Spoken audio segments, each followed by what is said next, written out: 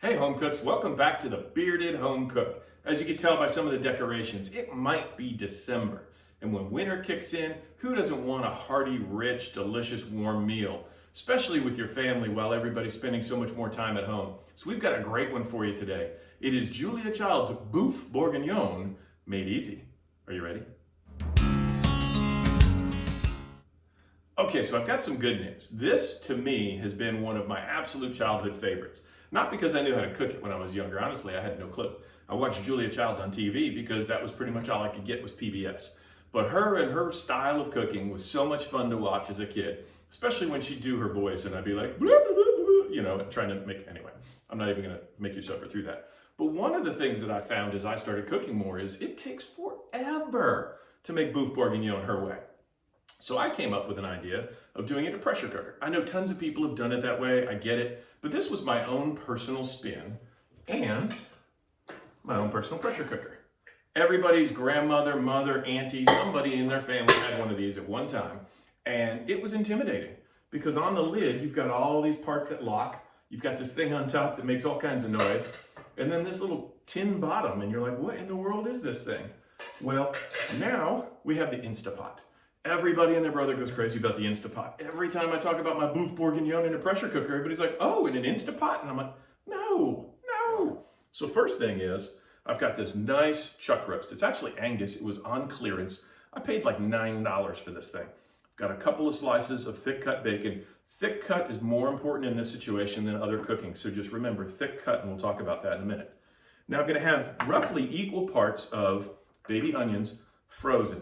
Do not go through the effort of trying to peel those little baby suckers because this time of year they pop up all over the place. Buy the bag, save yourself a headache. We're gonna have a little more than a cup of those.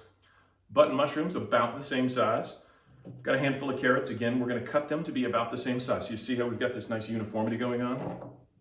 Sprig of thyme, some parsley, and then our wet ingredients. So the wet ingredients are very, very important. I use a nice deep Bordeaux, French Bordeaux. You want it to really pack a punch. You could go with a Cab Sauv, you could go with some of the, like the big Tuscan Reds. Just don't go anything Merlot and below because you're not gonna get the flavor and the performance out of the wine that you're looking for. And then just a really high quality beef stock. Do not use beef bouillon cubes. That is 90% salt, you're gonna ruin your dish. Go with something that's actually got natural beef flavors in it because that's gonna give you the absolute best finished product. Start with great things, finish with better things. Make sense? Awesome. I'm gonna move some stuff around here and we're gonna get our prep going. Okay, now it's time to go ahead and start with the meat. The meat is really the star of the show. So we want to pick a good cut of meat, but it doesn't need to be an expensive cut of meat. So any meat you buy at the store probably needs to be pat dry with paper towel. Unless it's dry aged beef, at which point, guess what? You just bought something a little too expensive for this recipe. So I don't want something that's too lean because we want the fat to be in there to render and it's going to moisturize the meat as it cooks. A very, very lean piece of meat is a very, very dry piece of meat. Keep that in mind. The Instapot can't replace the fat. So what I'm trying to do is split this in approximately 3 long strips. Every once in a while you'll come across some hard fat. You will want to take that off, but what I've got is something that now is pretty uniform in these directions. So when I cut it off into large chunks, not only will it hold up well in a pressure cooker or Instapot, but it'll also look really good because it's going to shrink as it cooks. So this will still be about 2 to 3 times the size of all the other ingredients because the beef is the star. So I'm going to cut this into 2 more strips. Go ahead and keep cubing and we'll come right back and get this thing started. So what I've done is I've warmed up about 2 tablespoons of olive oil in a large saute pan. The reason for this is because when I go to brown the meat, you want a large surface area. You want it to be nice and warm where you can get great browning on it. If it's a smaller surface area like the inside of the Instapot, you could actually start to steam the meat because it's going to start to sweat and it's not going to brown. So I start out with the oil, get the pan nice and warm, put in the 2 pieces of bacon, let them really render down, get some nice caramelization on there. Those flavors are going to be the base for how we cook the meat. Okay, bacon's done. It's ready to go into the Instapot. So I've just gone ahead and taken the interior component and put it right here. Because as we finish the bacon and move it in, as we move the meat in, there's no point in dirtying extra dishes, taking something across the floor and creating a mess. We're just going to go nice and simple. In you go. Now we have rendered bacon fat and olive oil to start cooking our meat. So we want to start at 12 o'clock. because you want a system to know which one was in first so that you know when to flip them. Seems kind of crazy, but I promise you, gives you a much even cooking. And that's what we're all about today. Nice, even, easy cooking. But we're probably going to go 45 to 60 seconds on 3 or 4 of the sides just to really get that browning going. Pop them in here, go with the next batch, and then we're ready to really take this thing off. So I'll come right back and we'll show you what that looks like. You can hear it sizzling away in the back, but man, look at all that awesome browning on there. I mean, that is just a gorgeous piece of meat. So I'm going to get these transferred into here, get the second batch going, and then I'll show you what it all looks like in the pot, ready to go. Man, did it get quiet when you take that stuff out of the pan? Goodness, it's been loud. Okay, so if you look at all that. Oh my gosh. Smells so good. The bacon, the beef. I don't put any salt or pepper on the outside of the beef when it's cooking because we're going to have beef stock and other elements in there. If we have to season it all, we're going to do it at the very end before we get ready to serve. It'd be very, very hard to undo something that gets a little too salty. So the thing that we now have is a wonderful pan with all kinds of good bits in it. We want to go ahead and just take out any excess fat because what we don't want is a greasy bourguignon.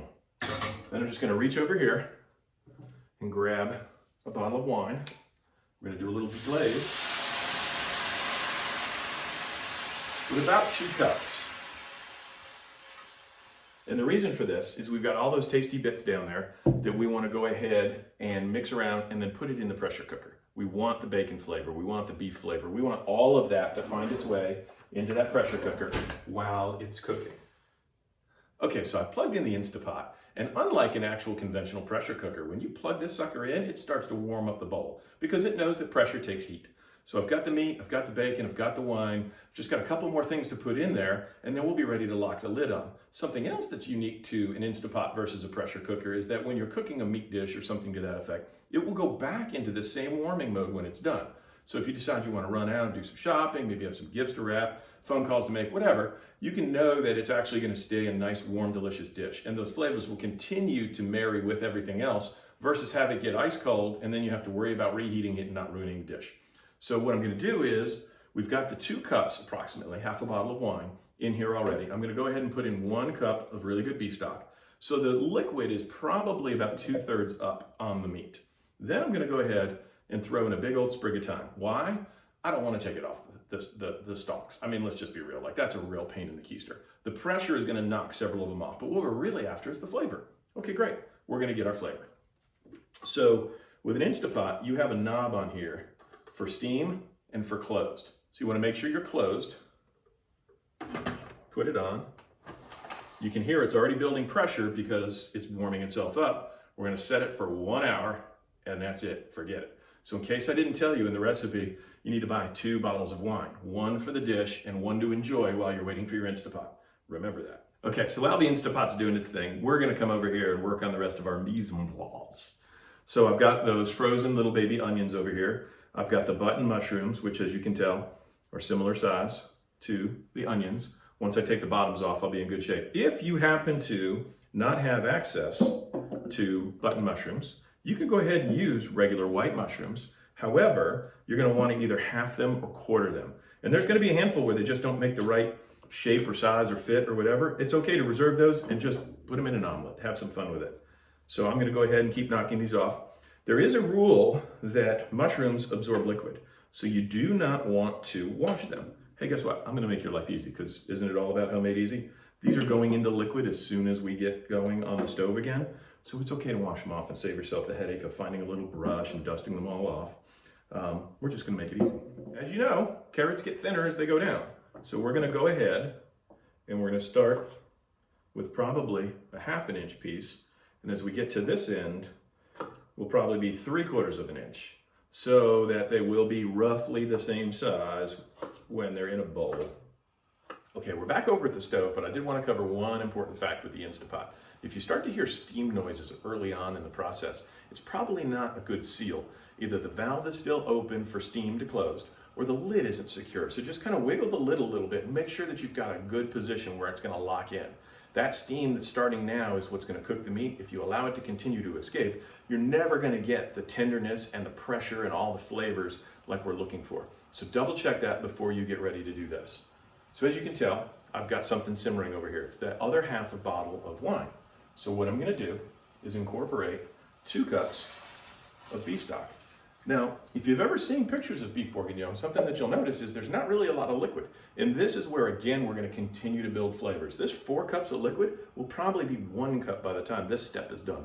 There's about 3 cups of liquid in there. It'll probably be about 1 cup by the time this is all done. So we're gonna have this really great marriage of really rich, strong flavors, and that is why we do not season until the end. So, I love having bowls like this because it makes it super easy to have everything the same. So I've got an equal amount of carrots, mushrooms, and onions. Look how pretty they are. Just wash them, put them in. But we don't start with all 3. The onions will come apart. I mean, it's just the nature of the beast, right? They have layers and they're gonna come apart. The mushrooms will continue to soak up everything they humanly can, even though they're not human. My point to that is, the carrots are hard, they need time. So we're gonna let this come back up to a simmer, which it's just starting to do. We're gonna go ahead, put our carrots in there, pop a lid on, put you down to medium, and walk away. Just a little inside view to the carrots getting cooked. Yum, yum.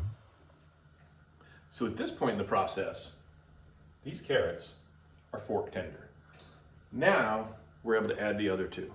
One of the nice parts about having an Instapot with a timer on the front of it is you can kind of check this stuff at the 15 to 20 minute mark, and then again, you know that you're still gonna have plenty of time to knock down some of this liquid level and intensify the flavors.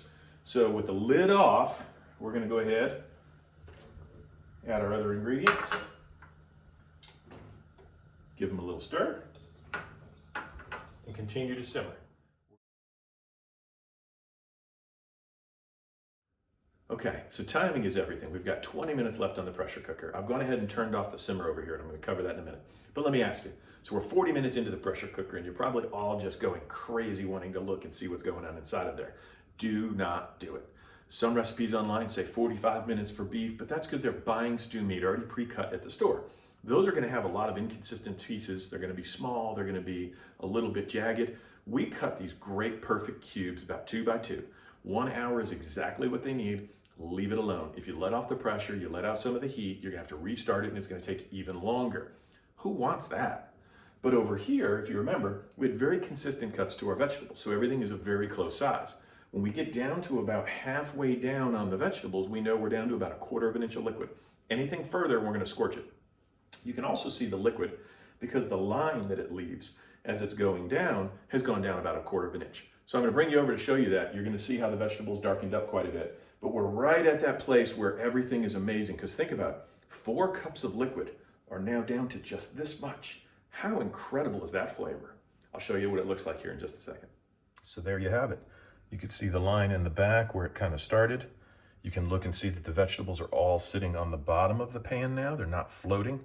We are right where we need to be. Okay, I'm gonna leave the lid off over here because I do want to let a little bit more evaporation go, but I don't want to do it with any heat on it to scorch. We're gonna have liquid in the Instapot that we're gonna put together with it and probably still need to render it down further, so any extra evaporation over here is gonna help. But let me ask you, what do you want to eat with it? I've seen Boeuf Bourguignon served with egg noodles, which reminds me of stroganoff. I've seen it served alone, which is wonderful because it's great. But I like to have a little bit of a starch in mine.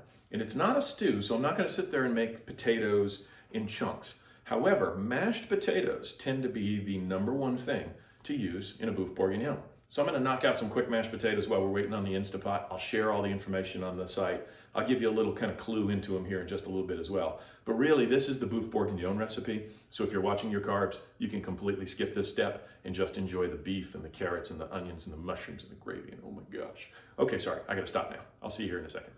Okay, pressure cooker's down to 1 minute. We are almost there. People, get excited. So one thing that you probably know is steam is hotter than hot water because it can open your pores and actually burn you. These are a really, really well-made product. It's there for safety purposes. However, any contents under pressure with steam does pose a slight risk. So I'm not trying to scare you off by any stretch of the imagination, but just think about that for a second. We're gonna have steam come out of this. If we were to put our hand over it, it would hurt. I've got a ceiling up here that's painted white, and I'm not gonna lie, I've got things on there before. So what I do is I just take a dish towel and I soak it so that when this timer goes off and I open that steam valve, the steam is going to travel right through the cloth. There's our timer, simply turn. Safe, easy, effective. Once all this steam comes off and it stops, I'm going to go ahead and move the contents into a bowl, move the liquid back over to our pan with the other liquid, get my mashed potatoes ready, and we're going to serve. By the way, that smells amazing. Sorry, just had to tell you one more time. I'm super hungry now.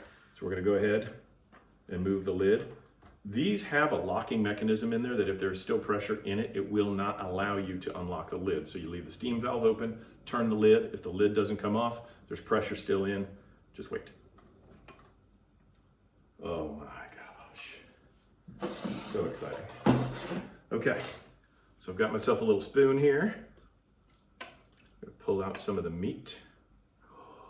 It is just incredibly soft and tender. I am tickled to death. You guys cannot even imagine. Well, yes, you can, because you're gonna make it at home too. The color is wonderful. I'll show you all of that here in just a bit. I'm gonna go ahead and keep moving these over. Now the bacon is still in here, the sprig of thyme is still in here, and obviously some bits are in here as well. So once we get set, we're gonna take the interior component that we used earlier to put the meat into, over to our pot. We're gonna run it through a small fine strainer just to make sure we get everything else out of it. So all you're getting is just this gorgeous liquid that has been cooking this beautiful meat for the last 60 minutes. So I'll keep moving these over and then I'll see you back over at the stove. Okay, so as you can tell, I've got a lot of stuff going on over here. So if you look, I am steaming the potatoes that I've cooked for my mashed potatoes. I've brought that container over here and put it right next to our saute pan we've been doing a lot of the heavy lifting in. Over here, I've got my fine strainer. I also have this beautiful bowl of wonderful looking meat, just sitting there hanging out. Amazing color, amazing aroma. Super, super excited for this. So I am going to put this back onto a medium-high heat. Grab my little colander. This is still fairly warm, so I'm going to go ahead and do it with a mitt on. And just start pouring. Over here, I've got some Yukon Gold potatoes creamed up and ready to go. If anybody thinks about using instant mashed potatoes, please stop watching the video now. What you're going to find is when you have this beautiful liquid go on top of the meat and the potatoes, an instant mashed potato is going to fall apart. Do not do it. So one of the last parts for our liquid, while it's still continuing to reduce, is the addition of tomato paste. Tomato paste has been kind of a taboo thing a lot in my house just because I love to make tomato sauce and I'm not a big fan of paste. But in this recipe, I'll tell you what, if you don't have it, it's just not going to be right. You don't use thickeners, you don't use a slurry, cornstarch, flour, none of that. Like you're literally using the tomato paste and the reduction to thicken it. So without it, it's not going to be there and the flavor won't be there. I like the tube tomato paste because I can add more and less as I go. Sometimes with those cans, you get yourself kind of stuck where you're putting too much in because you have this big can and you kind of leave yourself a little too tomatoey. So what I do is I just put it on a big old tablespoon so I'm safe up here and I just start stirring it around. The opportunity to use a whisk is there. However, you have soft carrots. Your mushrooms will probably hold up pretty well. And then you have onions that have started to shed a couple of their outside layers here and there. So if you put something like a whisk in there, you're probably going to beat the crap out of your carrots. Let's just say that, okay? I hope that doesn't offend anybody, but it's the truth. So I'm just going to go ahead and continue to stir it around. Okay, I have some wonderful liquid here. You can smell the tomato, you can smell the wine, you smell the beef. Got this nice warm bowl of beef here. So what we're gonna do, start transferring this liquid in. And I kind of want to show you a little bit of the consistency here real quick because it's not a gravy, right? The color is beautiful. I'll let you see what this looks like. But it is hot.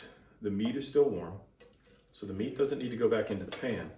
For serving sake, putting it all together here in the bowl is gonna make it a whole lot easier for everybody. The mashed potato is not the star here, okay? The beef is the star. So as we're doing this, I want to just get one nice little dollop of tater. So I use Yukon Gold because I think that is probably just one of the coolest potatoes out there for mashing, the consistency and everything else. Then I'm going to go for some of the vegetables. And I'm going to get the liquid down in the bottom. Because at the end of the day, when I present, the meat is going to be on top where it belongs, as the star.